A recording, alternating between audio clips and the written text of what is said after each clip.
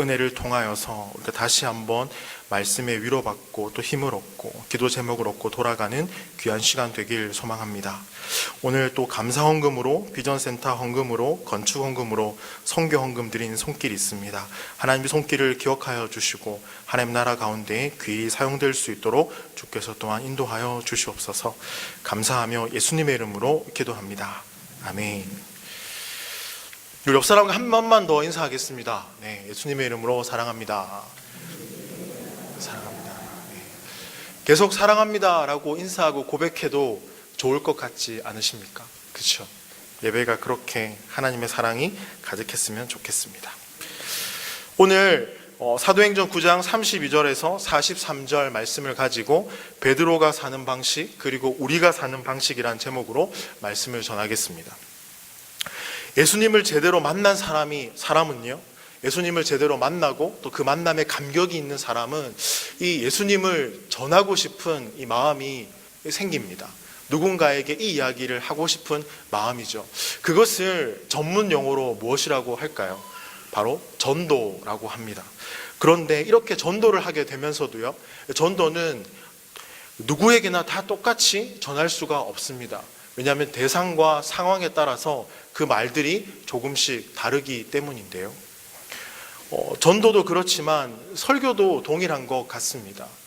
하루 아침부터 자정까지 하루 온종일 일을 하고 또 예배 자리에 나왔다면 조금은 논리적이고 딱딱한 설교보다는 도전이 되어지고 약간의 웃음과 유머가 들어가 있고 그러한 설교가 더 좋지 않겠습니까? 또 반대로 논리 정연하고 뭔가 조금 설득이 되어지고 뭔가 기록하는 걸 좋아하시는 분이 있다면 또 분석적이고요. 그런 분들에겐 아마도 설교가 좀 논리적으로 전달되는 게 좋을 것 같습니다. 이처럼 복음에 있어서도요, 누군가에게 논리적으로 전할 때가 있고요, 그렇지 않을 때가 있습니다. 그런데 논리적이고 또 그렇지 않을 때 이 모든 것이 되지 않을 때가 있는데요. 그것이 무엇이냐면요, 바로 오지에서 선교를 담당하는 선교사님, 선교 그 지역에 가게 되면 논리적으로 복음을 전하고 내가 경험한 예수님을 증언했을 때 또 상대방이 거기에 대해서 듣고 믿는 것이 쉽지가 않습니다. 왜냐하면요, 그곳 현지에는 그 현지인들이 누리고 있는 토속 종교의 신들이 있기 때문입니다. 그들보다 조금 더 예수님이 뛰어나겠고요. 그래서 예수님이 눈앞에서 바로 일으키시는 그런 기적들을 경험하고 직접 목격해야 주님을 믿게 되는 일들이 있거든요. 사랑하는 성도 여러분, 언제 거듭나셨나요? 저는 고3 때 거듭났었거든요. 학창시절 참 궁금함이 많고 모르는 것도 많고 또 호기심도 많은 그때에 한 예수 믿는 친구가 저에게 다가와서 아주 진지하게 이렇게 말했습니다. 내가 경험한 하나님, 그 예수님을 승범이 너에게 좀 알려주고 싶은데 괜찮겠니? 괜찮아, 한번 들어볼게. 그래서 그때 처음으로 고등학교 때 예수님에 대해서 들었거든요. 그런데 이제 야간 자율학습을 마치고 집으로 돌아가는 길에 친구가 한 말이 생각이 났습니다. 하나님, 그분은 계신가? 예수님, 그분은 도대체 누구인가? 그런 의문이 제 안에 마음에 들었고 거기에 대해서 또 생각해보는 그런 때가 고등학교 때였었거든요. 이제 그러던 어느 날 야간 자율학습 시간에 이제 저녁 식사를 하고요, 야간 자율학습 시간에 공부를 하기 위해 앉아 있는데 그 친구가 저에게 다가왔습니다. 승범아, 갈 데가 있는데 묻지도 말고 따라와라. 어디 가는데? 지금 야간 자율학습 시간 공부를 해야 되는데 괜찮아, 그냥 따라와. 도망가면 선생님한테 맞을걸? 어떻게? 맞으면 되지. 따라와. 그래? 친구니까 따라갔습니다. 그 친구를 따라서 갔는데요, 제가 나온 학교는 사직동에 위치한 동인고등학교거든요. 근데 그때 친구가 저를 데리고 간 곳은 미남교차로였던 걸로 기억을 합니다. 그곳이 어떤 지역이냐면요, 점을 보는 사람들이 참 많이 운집해 있었던 지역이었습니다. 그 점집이 되게 많았거든요. 궁금해서 물어봤죠. 왜 나를 이렇게 점집에 데리고 왔어? 오늘 살아계신 하나님이 계시다는 걸 내가 보여줄게. 진짜? 살아계신 하나님을 이곳에서 보여준다고? 그렇게 얘기하면서 저에게 스토리를 하나 짜야 된다고 했습니다. 그것이 뭐냐면, 네가 형이고 내가 동생, 우리 부모님은 부도로 집이 망했어. 그래서 우리는 지금 어떻게 살아야 될지 막막하기 때문에 그것을 점집에 가서 물어봐야 돼. 그랬을 때 이 점 보는 사람이 어떤 반응을 보이는가, 거기서 뭔가 알 수 있을 거야. 아, 진짜 호기심이 발동했거든요. 친구의 말이 사실인가. 그래서 점집이 즐비하잖아요. 첫 번째 점집에 딱 도착했습니다. 똑똑똑 누군가 나오더라고요. 그 친구가 설명했습니다. 아, 이쪽이 저희 형이고요. 전혀 안 닮았거든요. 형이고 동생이고 집이 부도가 나고 저는 얼굴이 빨개지고요. 거짓말이 들통날까봐 혼나는 건 아니지만 그 친구가 사건을 설명을 했죠. 부도가 났어요. 어떻게 될지 모른다. 뭐 이런 얘기들을 했거든요. 그랬더니 그 사람이 딱 한마디 했습니다. 돌아가라. 돌아가라. 돌아가라고 한마디 했습니다. 이게 뭐지? 그래서 두 번째 집을 건너뛰고 세 번째 집 또 똑똑하고 이제 사건 설명을 친구가 했거든요. 그랬더니 그 사람이 그랬습니다. 여기 와서 묻지 말고 네가 믿는 그분을 찾아가서 물어봐라. 이렇게 얘기했습니다. 그분? 와, 이게 도대체 뭘까? 그래서 그 집을 또 건너뛰고 세 번째 마지막으로 그 집에 가서 친구가 또 사건을 설명했습니다. 그렇게 했더니 그 사람이 그렇게 말했습니다. 너 예수 믿잖아 라고 얘기했습니다. 저는 그때 예수를 믿지 않았거든요. 친구는 예수를 믿고 있었지만요. 이제 그걸 경험하고 돌아오는 길에 친구가 오늘 내가 너에게 보여줬다. 하나님이 계시다는 걸. 우와, 진짜네. 말하지 않아도 어떻게 그걸 알 수가 있지? 그때 저는 고등학교 때 적지 않은 충격을 좀 받았습니다. 진짜 하나님이라는 이분이 정말 계시는 걸까? 아니, 계시지. 당연히 봤으니까.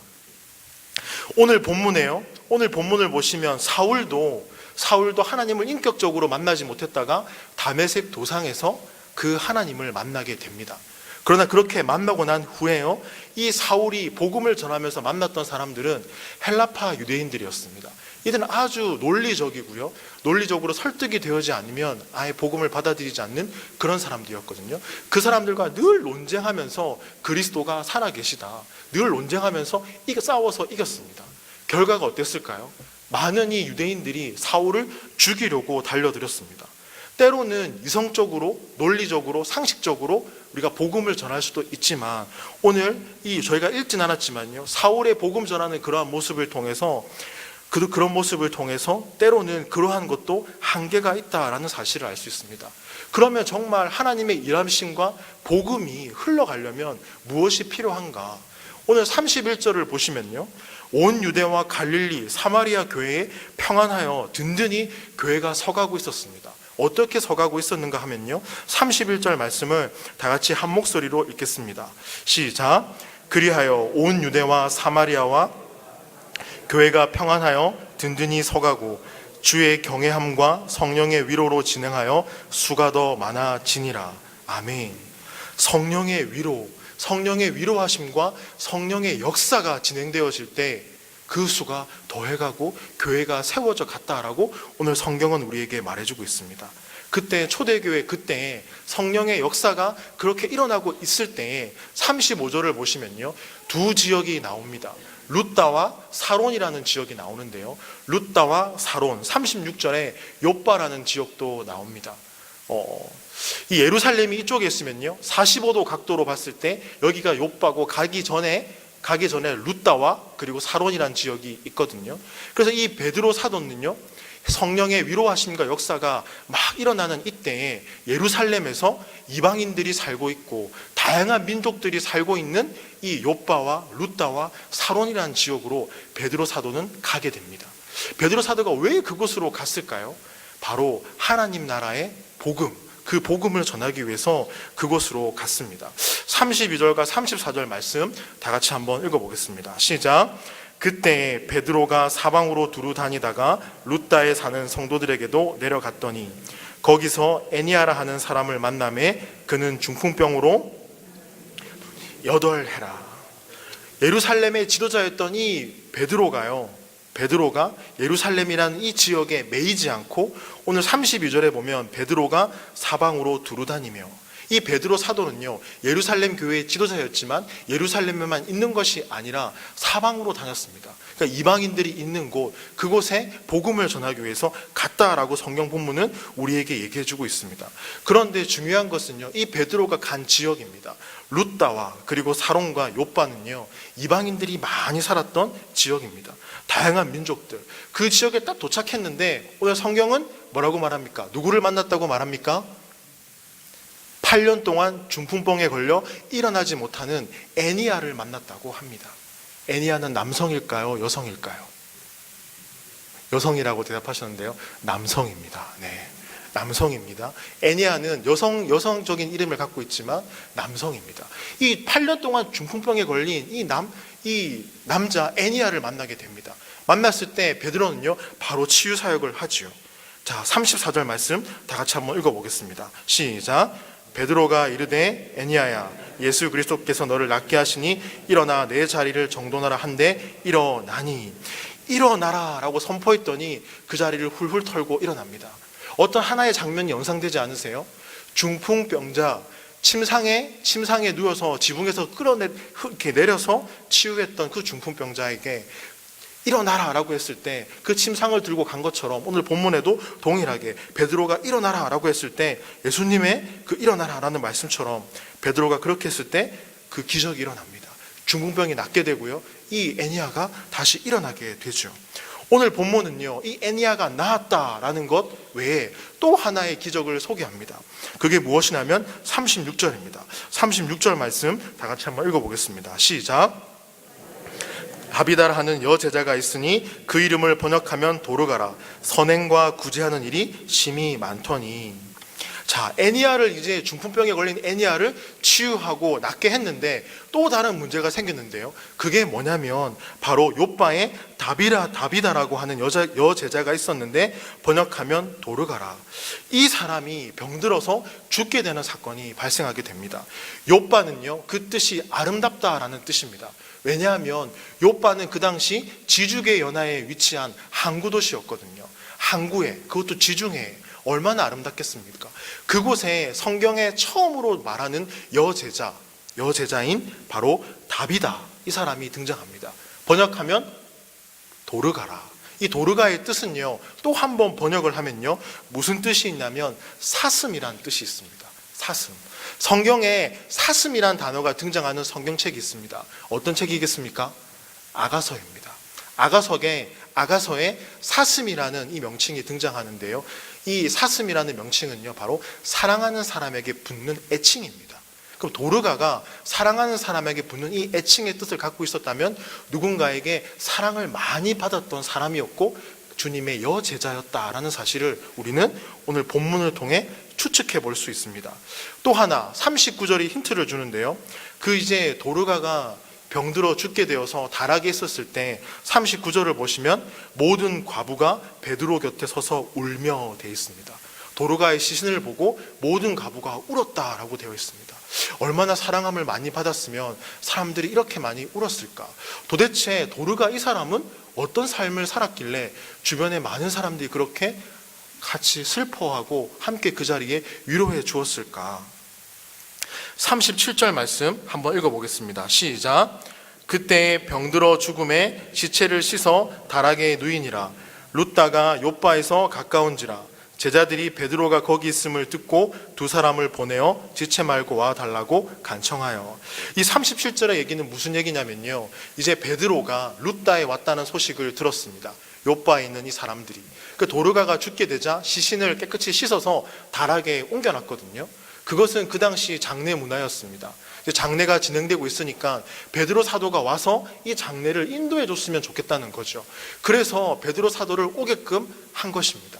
그래서 베드로 사도가 그곳에서 이제 이곳으로 와게 됐죠. 그래서 베드로 사도가 이곳에 오니까요, 도르가가 어떤 사람인가를 이제 듣게 되어집니다. 이 사람이 어떤 사람이었습니까? 이 장례를 이제 이어가야 되니까요. 36절에 보면 도르가는 선행과 구제하는 일이 심히 많았다라고 되어 있습니다. 선행과 구제를 열심히 했는데 어떤 선행과 구제를 했는가? 39절 말씀 다 같이 읽어보겠습니다. 시작. 일어나 그들과 함께 가서 이르매 그들이 데리고 다락방에 올라가니 모든 과부가 베드로 곁에 서서 울며 도르가가 그들과 함께 있을 때에 지은 속옷과 겉옷을 다 내 보이거늘. 사도님, 이 도르가가 어떤 사람이었냐면요, 손수 겉옷과 속옷을 지어서 우리에게 다 주었습니다. 하나님의 그 당시 마음은 과부와 고아에게 가 있었거든요. 동일하게 이 도르가라는 사람도 고아와 과부에게 그 시선이 갔습니다. 손수 지어서 준 겉옷과 속옷. 베드로 사도에게 말하죠. 사도님, 제가 지금 입은 이 겉옷, 이 도르가가 지어준 옷입니다. 제가 지금 입고 있는 속옷 보여드릴 순 없지만 도르가가 지어줬습니다. 제 옷도요, 제 옷도요, 제 옷도요. 수많은 사람들이 그렇게 얘기했습니다. 아, 도르가란 이 사람이 정말 선행과 구제에 열심이었던 사람이구나. 야고보서 1장 27절 말씀입니다. 하나님 아버지 앞에서 정결하고 더러움이 없는 경건은 곧 고아와 가부를 그 환난 중에 돌보고 곧 자기를 지켜 세속에 물들지 아니하는 그것이니라. 하나님이 원하시는 것은 하나님의 마음을 담은 사랑입니다. 그 사람이 이 도르가를 통해 흘러간 것입니다. 요한일서 3장 18절 말씀입니다. 자녀들아, 우리가 말과 혀로만 사랑하지 말고 행함과 진실함으로 하자. 말과 혀가 아닌 행함과 진실함으로 사랑해야 될 줄 믿습니다. 그 거지와 신사라는 소설을 혹시 읽은 적 있으십니까? 거기에 이런 대목이 나오는데요. 한 이제 신사가 길을 가고 있었습니다. 산책을 하고 있었는데요. 산책을 하는 와중에 한 거지를 만나게 됩니다. 이 거지를 만나게 되니까 너무 도와주고 싶은 거예요. 그래서 안주머니 포켓을 막 뒤집니다. 지갑을 찾아야 되는데 막 뒷주머니도 뒤지고요. 옆주머니 뭐 다 뒤지는데 지갑이 없어요. 너무 마음이 안타까워서 그 거지에게 다가가서 한마디 건넵니다. 아, 정말 도와주고 싶은데 지갑을 집에 두고 온 것 같아요. 진짜 미안합니다. 그랬더니 거지가 뭐라고 했을까요? 괜찮습니다, 신사양반. 저는 이미 신사양반의 사랑을 받았습니다. 무슨 말이겠습니까? 자기 앞에서 지갑을 찾은 그 모습에 이 거지는 감동되었다는 사실입니다. 오늘 그 다락방에 이제 도르가가 죽어서 시신이 이제 누워져 있고요. 베드로 사도가 그곳에 와 있고 과부가 훌쩍훌쩍 그 주변에서 울면서 얘기를 하겠죠. 도르가가 이와 같은 삶을 살았던 사람입니다. 눈물도 많았고 정성을 다해서 우리를 섬겼고 도와주었고 정말 구구절절한 사연들, 다 말할 수 없는 에피소드들을 이 베드로 사도에게 말했을 것입니다. 그때 베드로 사도는요, 이 마음속에 아마 그런 마음이 들었던 거예요. 같습니다. 장래를 집도하고 싶었는데요, 장래보다도 하나님께 기적을 간구하고 싶진 않았을까. 오늘 본문에 보면 우리 미리 알고 있지 않습니까? 이런 나라에서 나았다는 사건을 알고 있는데요, 아마 베드로는 이러한 정황들을 통해서 그 자리에서 그와 같은 일들을 했을 거라는 생각이 듭니다. 저는 설교를 준비하면서 이 도르가의 삶을 보면서 그리스도인의 삶과 복음 전도에서 무엇이 중요한가, 그 중요한 게 있다면요, 그것은 말씀을 아는 것도 중요하고요, 교리를 아는 것도 중요하지만 무엇보다 중요한 건 사랑이 아닐까라는 생각이 들어졌습니다. 그러면서 내 안에 사랑은 있을까? 내가 중등부, 고등부 친구들을 얼마나 사랑하고 그 친구들을 위해 기도하는가? 그런 저를 돌아보게 되었습니다. 왜냐하면 사랑함이 전달되면 변화가 시작되기 때문입니다. 제가 대학원을 다닐 때요, 저희 대학원에는 한 학기에 한 번 이런 수업이 있습니다. 아침 일찍부터 오후 늦게까지 개척교회를 방문해서 온전히 섬기는 그런 수업 시간이 있었습니다. 의뢰 개척교회 방문해서 하니까 그날도 똑같은 마음으로 그 개척교회를 섬기기 위해서 우리 15명의 우리 동기들하고 같이 그렇게 모여서 아침 일찍 개척교회에 갔습니다. 그곳은 저희 동기 형님 전도사님이 사역을 했던 곳이거든요. 저보다 한 10살은 더 많았어요. 한 50대, 그때 따지면 40대 정도 되겠죠. 건물이 없어서 자기의 집을 개조해서 거실에서 예배를 드렸어요. 그래서 그 교회에 이제 방문해서 팀을 나누고 그 주변의 학교와 그리고 축호 전도라고 아십니까? 집집마다 방문해서 예수님에 대해서 복음을 전하고 그러한 사역들을 막 이렇게 했었거든요. 그런데 팀을 짜서 그 지역을 두루 다니는데 학교 앞에 가서 등교 시간, 하교 시간에 친구들이 그러는 거예요. 아저씨, 우리 그 교회 알아요. 막 이러고요. 또 오후에는 집집마다 방문해서 똑똑똑 하면서 어느 교회인데요 하니까 대부분 아시는 거예요. 또 왔어? 이런 분위기였습니다. 아니, 어떻게 이게 가능하지? 어떻게 가능할까? 왜 적대시하지 않고 그 누구 하나 그렇게 외면하지 않고 문을 안 열어놓은 집이 없을 정도로 어떻게 이럴까? 그렇게 다 돌아와서 이제 형님 전도사님에게 물어봤죠. 어떻게 이게 가능합니까? 인천 지역이었거든요. 그 형님이 여기 지역에 올 때부터 매일은 아니지만 꾸준하게 전도를 했던 겁니다. 학교 앞에 가서 그리고 곳곳에 집집마다 방문해서. 그래서 그래, 거기는 또 편부모 가정이 많았던 지역이거든요. 인천 지역입니다. 그래서 저녁에 또 아이 혼자 있으면 저녁도 못 챙겨 먹고 혼자 놀아야 되잖아요. 그런 아이들을 다 이제 교회로 불러 모아서 저녁도 챙겨주고요, 예배도 드리고 같이 놀아주면서 이제 그곳에 있는 부모님들이, 사람들이 마음의 문을 조금씩 연 것입니다. 그것이 무엇일까요? 말씀을 가르치고 교리를 전해서가 아니라 바로 사랑함으로 그들을 대했기 때문입니다. 사랑은 그러한 능력이 있더라고요. 오늘 본문에 나오는 도르가도 마찬가지로 그 섬김과 사랑이 많았던 사람입니다. 그래서 베드로는 마음속에 결심을 했죠. 그러면서 41절 말씀 다 같이 한번 읽어보겠습니다. 시작. 손을 내밀어 일으키고 성도들과 가부들을 불러 들여 그가 살아난 것을 보이니. 예수님께서 마가복음 5장 41절에서 달리다굼이라고 하시면서 12살의 어린 소녀를 일으킨 사건이 있습니다. 베드로도 그처럼 동일하게 지금 도르가를 일으키고 있는 것입니다. 이때 베드로가 이러한 사역을 할 때요, 과부들만 있었던 게 아니라 41절 말씀을 보시면 성도들이라는 표현이 나옵니다. 남자들도 그 주변에 있었습니다. 왜 남자들이 그 주변에 있었을까? 그 당시 문화는요, 여자들만 있고서는 증인이 될 수가 없었습니다. 그래서 남자들이 반드시 있어야 그 사실이 정말 진짜라는 것을 증거할 수 있었거든요. 그래서 증인을 세우기 위해서 그 당시 성도들이 그 주변에 있었다라고 성경은 우리에게 기록하고 있습니다. 여러분, 사랑하는 성도 여러분, 복음을 전하고 전도하기 위해서요, 우리는 성경을 좀 더 알아야 됩니다. 그리고 조금 더 나으면 신학을 공부할까라는 생각이 들 수도 있습니다. 그러나 오늘 사울을 통해서 우리가 알 수 있었던 것은요, 사울이 논리정연하게 아무리 복음을 전해도 돌아오는 것은 사람들의 핍박이었습니다. 이것이 하나의 방법은 되겠지만 그렇게 효과가 많이 없다는 사실을 우리는 알 수 있습니다. 오히려 오늘 31절 말씀처럼요, 성령의 역사와 위로하심이 있어야 될 줄 믿습니다. 그 성령의 역사와 위로하심이 있으니까 베드로가 일어나라 했을 때 어떻게 됐습니까? 도르가가 일어나게 되어지지요. 그리고 이러한 역사가 일어납니다. 35절 말씀 다 같이 한번 읽어보겠습니다. 시작. 룻다와 사론의 사람들이 다 그를 보고 주께로 돌아오니라. 뭐라고 말합니까? 도르가가 일어난 그 사건을 보고 많은 사람들이 주님 앞에 돌아왔다라고 이야기합니다. 불신자들은요, 보이는 하나님을 원합니다. 제가 고등학교 시절 친구를 통해서 하나님을 경험했던 것처럼요. 그러나 그리스도인들은 보지 않고 믿는 것이 복되다라는 것을 알고 있습니다. 그러나 불신자들에게 전도를 할 때는 이것이 통하지가 않습니다. 불신자들은 보는 것이 중요합니다. 그래서 우리는요, 우리의 삶을 통해 하나님의 살아계심을 보여줘야 될 줄 믿습니다. 그럼 이렇게 질문할 수 있겠죠. 그러면 목사님, 우리가 늘 기도하고 해야 기도해서 응답되어지고 기적이 일어나야 됩니까? 그것이 아닙니다. 제가 지난 주일에요, 초등부에 갔더니 전영숙 권사님이 떡을 이렇게 드시고 계시더라고요. 떡이 하나밖에 없어서 줄 수 없다고 하셨어요. 조금 속상했거든요. 그래서 돌아가면서 제가 농담으로, 권사님, 제가 축사하면 어떻게 될까요? 이랬거든요.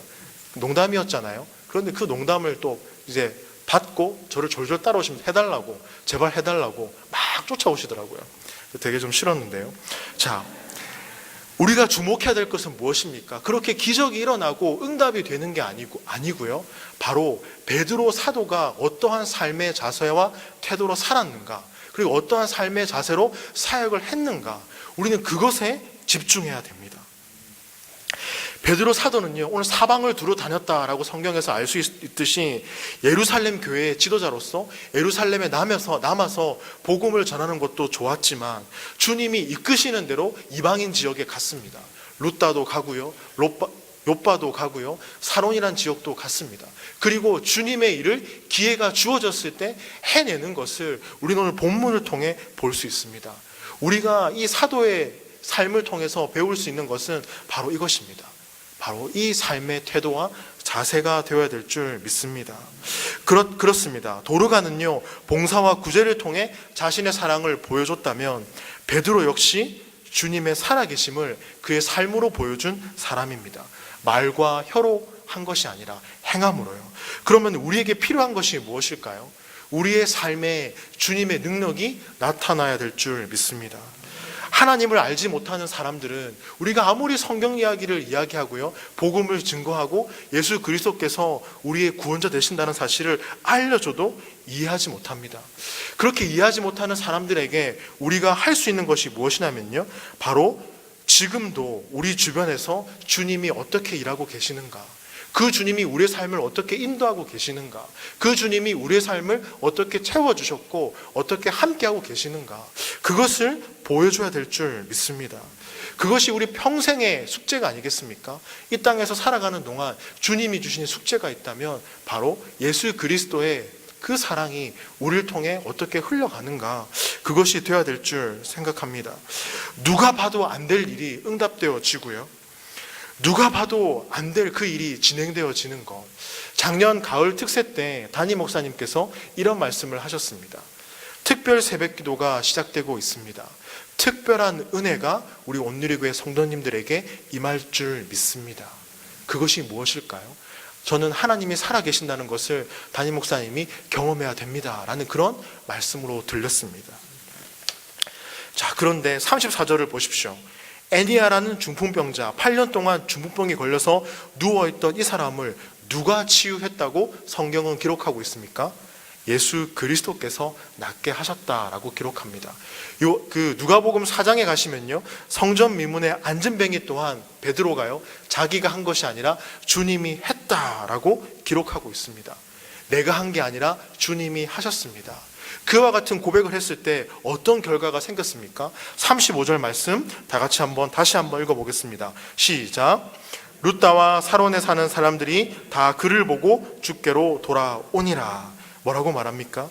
룻다에서 베드로가 중풍병자인 애니아를 낫게 하니까 모든 사람이 다 돌아왔다라고 성경은 기록합니다. 모든 사람이 정말 다 돌아왔을까요?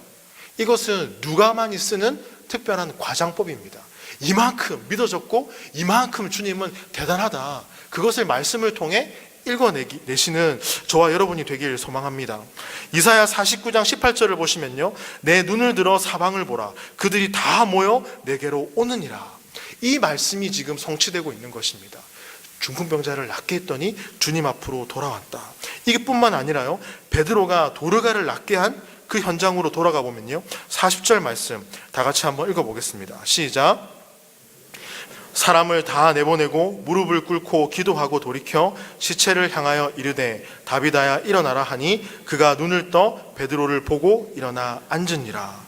자, 베드로가 이제 치유 사역을 시작하는데요, 그 순서가 어떻습니까? 사람들을 주변에서 다 내보냅니다.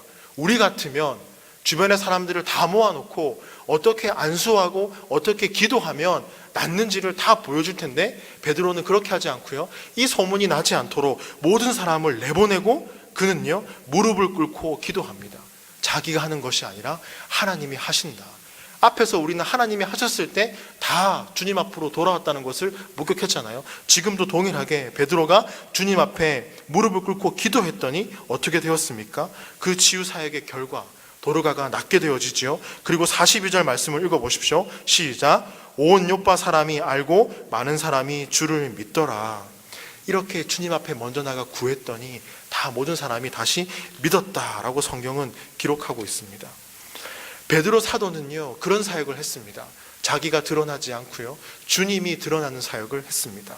어디를 가든 자기 이름은 없었습니다. 주님만이 그곳에 있었습니다. 이것이 바로 내가 죽고 예수로 사는 사람의 특징이 아닐까요? 우리 온누리교회 모든 성도님들이 내가 죽고 예수로 사는 사람들이 되시기를 소망합니다. 아멘. 네. 사람들은 흔히 인생의 성공을 말합니다.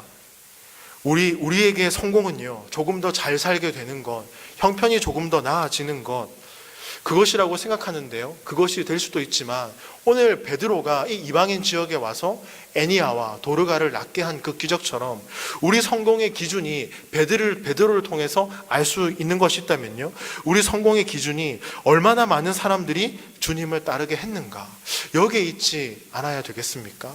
얼마나 많은 사람들이 나를 통해 주님을 따르게 되었는가. 그러면 목사님 일평생 전도만 하라는 얘기입니까? 그게 아닙니다.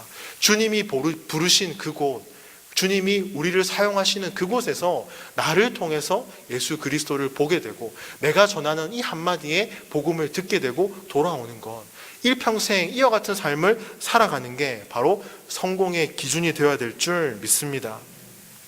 자, 그러면서요, 자, 오늘 이 베드로가 애니아와 도르가를 낫게 한 이 사건을 보면서 이 신약에 있잖아요, 구약 성경에 이와 비슷한 사건이 있었을까요? 없었을까요?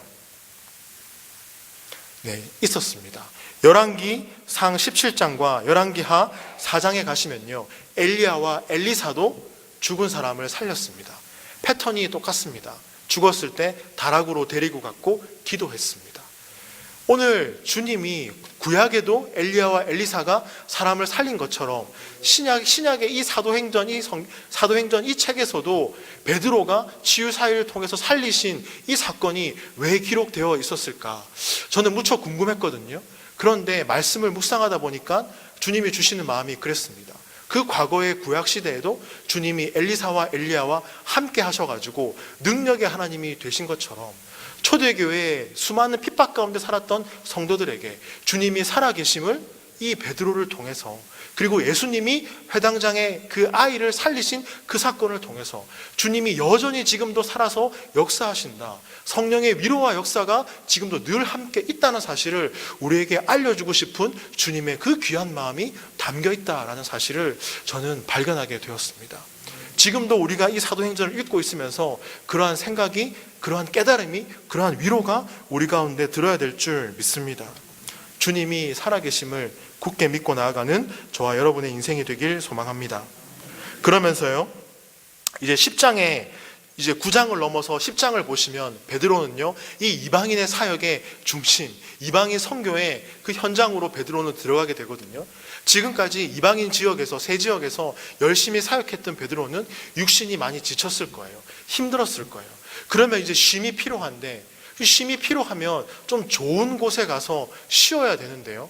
오늘 본문 43절을 보시면 베드로가 쉬었던 지역은요, 우리 43절 말씀 한번 읽어보겠습니다. 시작. 베드로가 욥바에 여러 날이 있어 시몬이라 하는 무두장의 집에 머무니라. 무두장이는요, 그 당시 동물의 가죽을 벗겨서 그 제공해서 그것을 다시 가공해서 팔았던 사람이거든요. 그 당시 시민으로 취급도 받지 못했습니다. 함께 밥도 안 먹을 정도로 집안에는 냄새가 가득하고요, 사람 취급을 안 했던 짐이거든요.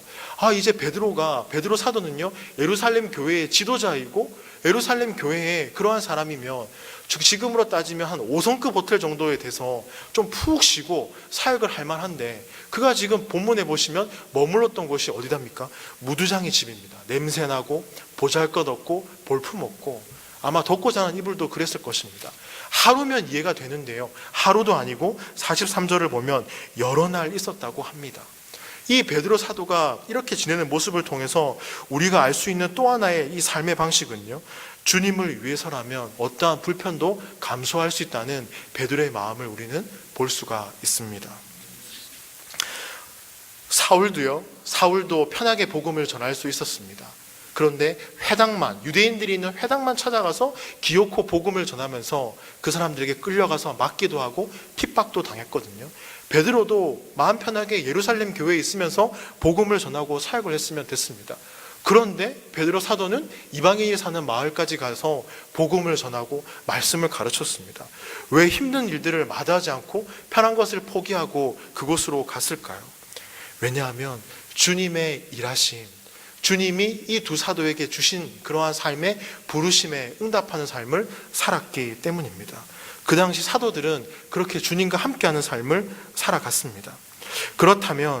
그렇다면요, 베드로는 지금 이렇게 냄새가 많이 나는 이 시몬의 무두장이 집에서 여러 날을 보내면서 무엇을 생각했을까요? 이제 이방인 선교가 가게 되는 10장부터 집에 가서 한번 읽어보시면 좋겠습니다. 그 시작하기 전에 이 냄새나는 이 허름한 이 집에서 무엇을 생각했을까요? 지난날 내가 주님을 배신하고 외면하고 뭐 했을 때, 따르지 못했을 때 그러한 마음들, 내가 주님을 몰랐을 때 그런 마음들을 생각하면서 자기의 신앙을 돌아보는 시간들을 가졌을 것입니다.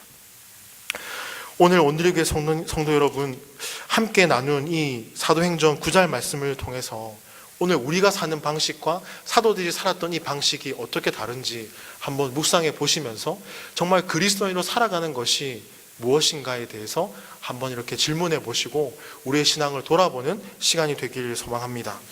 우리 다 같이 기도했으면 좋겠습니다. 우리 다 같이 이렇게 기도하겠습니다.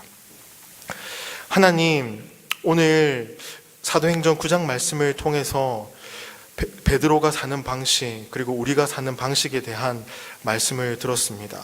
그 당시 베드로 사도가 살았던 방식, 하나님의 그 부르심에 합당한 삶을 살았던 것처럼 우리의 삶이 그 부르심에 합당한 삶을 살아갈 수 있도록 해달라고 우리 한 목소리로 다 같이 기도하겠습니다. 하나님 감사합니다. 하나님, 오늘 사도행전 말씀을 통해서 베드로의 삶의 모습을 봅니다. 사울의 삶의 모습도